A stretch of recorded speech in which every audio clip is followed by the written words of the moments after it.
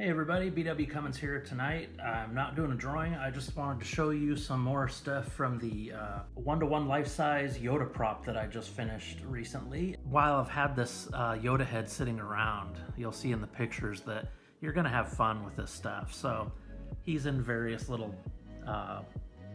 situations.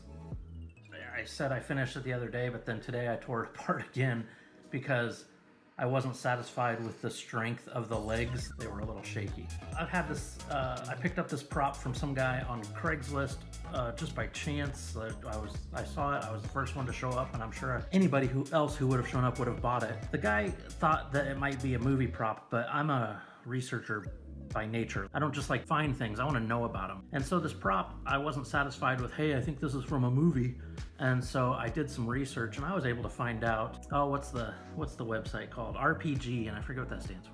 But it's all like nerds who make stuff about movies and whatnot. Well, I wish I could remember things when I go to record these videos. I'm always going, I don't know. But anyway, I found through some research, just looking at different life-size Yoda props, the actual guy who sculpted this, and he mentioned that he only sculpted he only cast 4. And I don't not only have this one, but I also had another one that I bought from the same guy. The other head was cast in a transparent resin, so I made that into a lamp. I just put a light bulb inside of it. And you'll see in some of the pictures the mount that my son, who you've seen some of his build videos, he made me a little wooden mount that we can slip it on, and then I installed a little light bulb inside of that.